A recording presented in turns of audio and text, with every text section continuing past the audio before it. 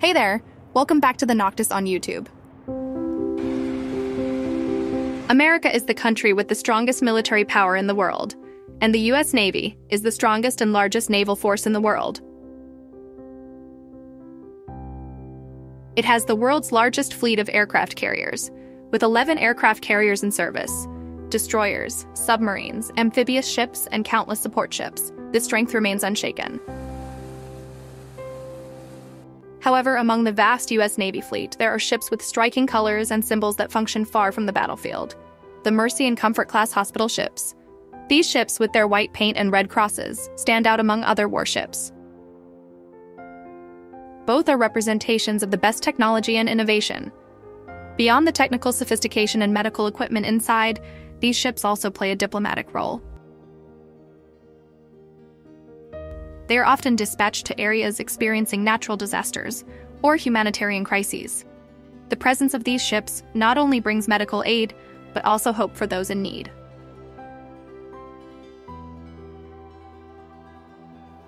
The history of American hospital ships is a long story of role and technology evolution.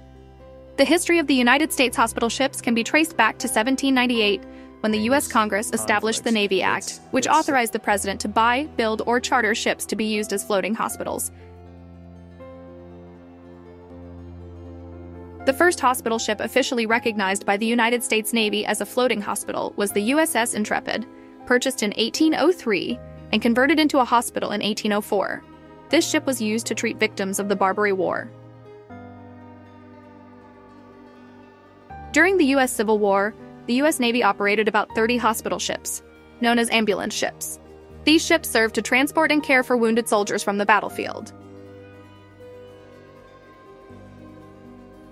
One of the most famous hospital ships from this period was the USS Red Rover, which was converted from a passenger ship in 1861, and was also the first hospital ship to have female nursing staff. In the 20th century, the U.S. Navy developed larger and more advanced hospital ships that could accommodate hundreds or thousands of patients. Some famous hospital ships from this era include the USS Solace, USS Relief, USS Repose, and USS Haven. By the end of the 20th century and the beginning of the 21st century until now, the U.S. Navy operates two Mercy-class hospital ships, namely USNS Mercy and USNS Comfort. These ships were originally constructed as oil tankers in the late 1970s.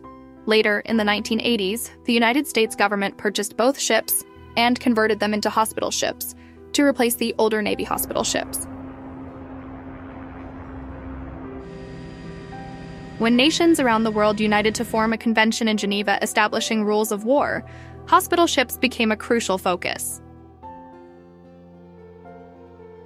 This convention specifically states that hospital ships are vessels designed exclusively to aid the injured or sick on the condition that they must not carry any weapons or ammunition. According to the Geneva Convention, hospital ships are painted white and bear a red cross as identification. This identification indicates that the hospital ship carries no offensive weapons and should not be attacked. Even with legal protections, hospital ships are not immune from attack. On May 14, 1943, the USNS Comfort was attacked by a Japanese kamikaze plane off the coast of Okinawa. This attack killed 27 people, including 6 nurses, 4 surgeons, and 7 patients, and injured dozens of others. Attacking hospital ships is considered a war crime under the Second Geneva Convention on Maritime Warfare.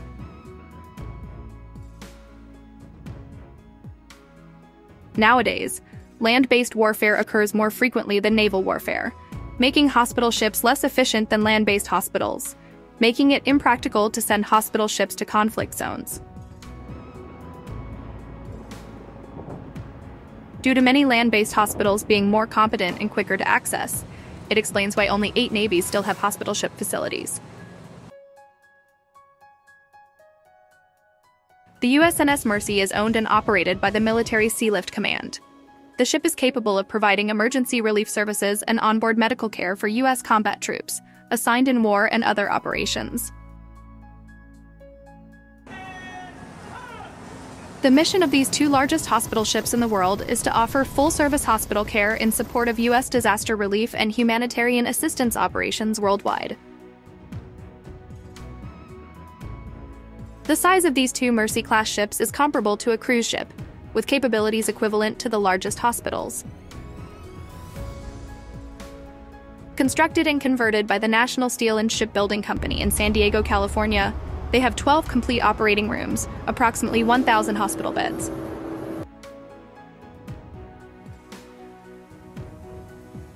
Inside these ships, powered by two General Electric turbines, two steam boilers, 24,500 horsepower or 18.3 MW, and a single propeller shaft. There's a digital radiology service room, a medical laboratory, a pharmacy, an eye examination lab, a CT scan, and two facilities producing oxygen.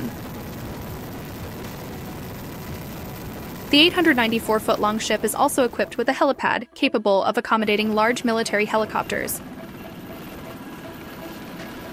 The ship, which is about 105 feet wide, also comes with a side landing deck for transporting patients from the sea.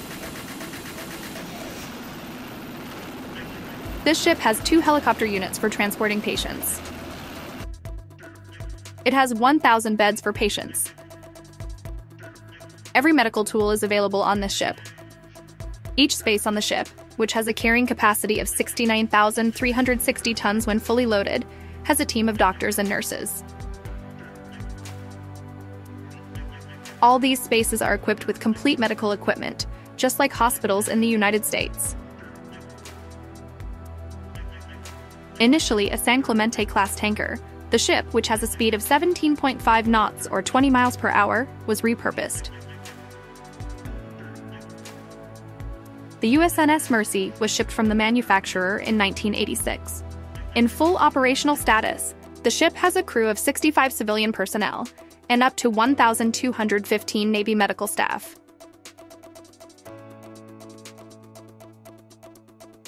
Meanwhile, when not on assignment, it has a crew of 18 civilian staff and 58 Navy medical personnel. This ship is equipped with facilities that produce oxygen. Thousands of medical personnel are on board. The primary purpose of these ships isn't solely to provide medical care to American soldiers. In a military context, the USNS Mercy and USNS Comfort are defined as flexible deterrent options, which means they serve as adaptable prevention tools.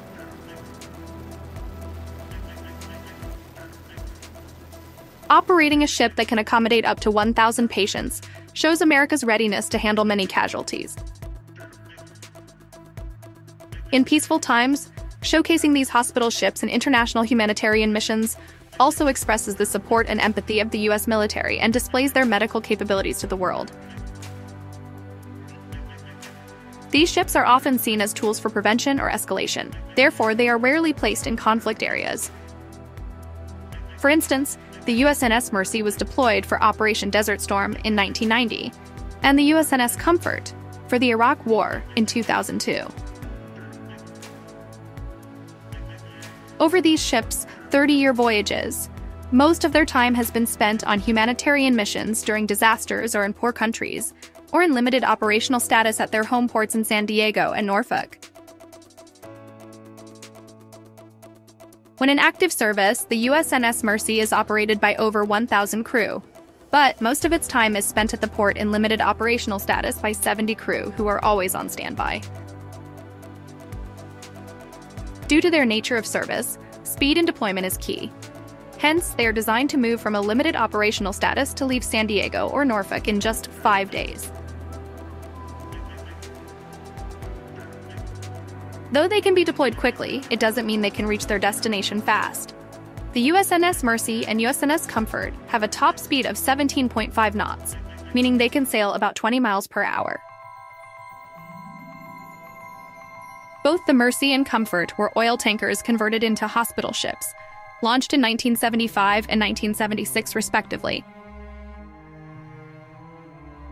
Oil tankers aren't designed for speed as it's not necessary, so reaching the Philippines from San Diego takes about 11 days.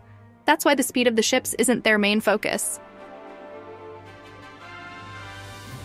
And if a disaster happens, say in Sri Lanka, the ship requires 5 days to be fully operational and another 20 days to sail to reach the Indian Ocean. By then, almost a month after the disaster, the trauma phase in medical treatment has mostly ended. This is why most of these ships' deployments are near the US territory. Their primary focus is on their medical capabilities. When facing a crisis, time and quality of medical care are most crucial. Speed might be important, but in a major humanitarian crisis, the time needed to provide world-class medical care is what counts the most. Their large size slows down these ships, but these ships are stable enough that certain surgical operations can still be performed in the 12 operating rooms without feeling the disturbance from the waves. Of course, there are exceptions, like open-heart surgery, which can't be done on the ship. But the ability to perform advanced medical interventions at sea is truly astonishing. But there's a problem regarding the origin of these ships. We know that a hospital is a complex facility to design. A small difference can determine whether someone lives or dies. Therefore, the experience accumulated over hundreds of years has produced knowledge on how a hospital should be built. One principle in hospital design is that barriers to movement should be minimized. A technique to achieve this is to make the hospital wider. Hallways and doors are enlarged, and the use of elevators should be avoided. Rooms should be on the same floor as much as possible to minimize the need to move patients with elevators when transferring them from one area to another. Overall, hospital design is a puzzle where all elements most frequently used by patients to move should be close in a short travel time. However, looking from the outside at the USNS Mercy and Comfort, they do not follow this principle. On these ships, if someone needs to move a patient from one room to another, they have to take an elevator, pass through the upper deck, and go down again. This causes a significant movement issue, limiting the ship's effectiveness as a hospital. These ships have been in operation for almost 50 years. The cost of building these ships, including purchase and ship conversion, is $275 million. It might sound very expensive, but it's not much for a navy that spends billions of dollars on one destroyer. It makes sense to keep such ships for emergencies, like when disasters occur in the US or abroad. That's why the Comfort and Mercy, which are very old, will continue to operate as long as it's feasible. That wraps up today's video. Don't forget to hit the like button and subscribe for more awesome videos. Catch you in the next one.